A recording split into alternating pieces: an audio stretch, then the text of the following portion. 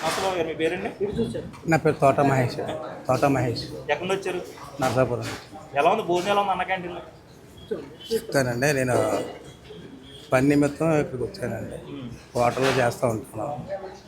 బయట అక్కడెక్కడ తింటూ ఉంటే అదే స్టేషన్ సాల్ట్ కలర్లు వేసి ఆర్డర్ చేస్తున్నాను. ఆ తర్వాత అన్నా క్యాంటీన్ పెట్టిన తర్వాత ఇంతవరకు రామనాయుడు గారు డైలీ మంచి ఫుడ్ పెట్టేవారు. పెట్టేవారండి ఆయన. ప్రభుత్వం లేకపోయినా మంచి ఫుడ్ పెట్టేవారు.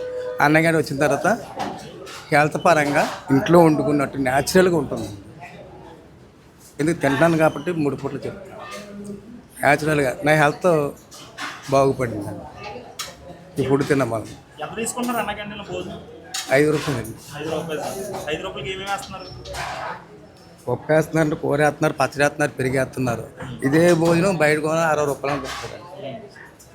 ఆయన ఈ హెల్తీ ఉండదు.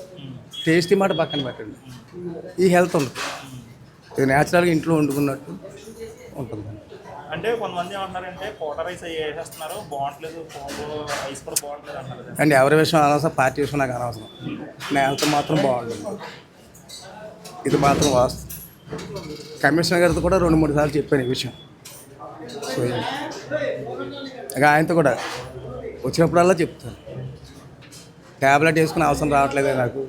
గత ప్రభుత్వం అన్న క్యాంటీన్ మొత్తం తీసేశారు. ఆ టైంలో మరి ఇబ్బంది అయిందా మీకు? ఇక్కడ ఎలా ఉండేది? ఇక్కడ పరిస్థితి ఎలా ఉండేది? ఇక్కడ పరిస్థితి చాలా దారుణంగా ఉండేదండి. ఎవరో పొట్టాలు పట్టుకొస్తే తినడం, లేదా పెద్ద గుళ్ళోకి వెళ్ళడం అక్కడ ఉండేదండి. మా ఆర్డర్ తెప్పించాడు హోటల్ నుంచి, అది పడేది కదండి. మోషన్స్ కానీ అవి కానీ ఇవి కానీ పడుతుంది. నా హెల్త్ మాత్రం బాగా కుదిరి పడిందండి అన్న క్యాంటీన్ తినడం ద్వారా. అది మాత్రం వస్తుంది, అన్నం సాక్షి చెప్తుంది. చూసుకుంటే ఇప్పుడు ఏదైతే కుటుంబ ప్రభుత్వం వచ్చిన తర్వాత ఎలా ఉంది పరిపాలన? మీ నియోజకవర్గానికి పరిపాలన ఎలా ఉంది? అభివృద్ధి అని ఉందా? రాజకీయ పరంగా నాకేం తెలియదండి. భోజనం పరంగా మాత్రం వెల్ అండ్ గుడ్. ఓకే, అయితే భోజనం పరంగా మాట్లాడుతుంటే ఇప్పుడు మీరేం బాగుంది, క్వాలిటీ అంతా బాగుంది, మంచి ఫుడ్ పెడుతుంది, గవర్నమెంట్ కూడా మంచి ఫుడ్ పెడుతుంది అంటారు. కానీ వైసీపీ వాళ్ళు మాట్లాడితే ముష్టి భోజనం అంటున్నారు. భోజనాన్ని మనం అన్న క్యాంటీన్ ముష్టి భోజనం అంటున్నారు. తిన్న వాళ్ళు ఎవరు ముష్టి అనకూడదండి, అది చాలా తప్పు. అది అన్నం దొరకకుండా పోతారు. ఎవరు పెట్టినా తిన్నట్టు చెప్పుకోవాలి. అన్నం ఈరోజు వద్దనుకున్నామంటే రేపు దొరకదండి, ఇది మాత్రం వాస్తవం.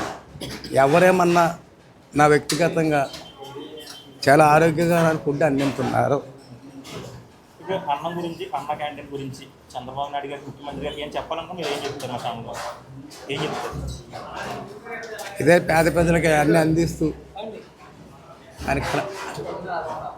ఆయన కలకాలం ప్రభుత్వం కొనసాగించాలని, మా అందరికీ అండగా ఉండాలని కోరుకుంటున్నాను. వాస్తవం చెప్తున్నాను, వైసీపీ ప్రభుత్వానికి మనం ఓటేసానండి. ఇది గతంలో. ఇప్పుడు అప్పుడు తిండి లేకుండా పోయింది. ఇప్పుడు 3 పూటలు చక్కగా తింటున్నాను. ఈసారి ఈయనకే వేస్తారండి. 2029 ఈ ప్రభుత్వం వస్తుంది అనుకుంటారు మీరు?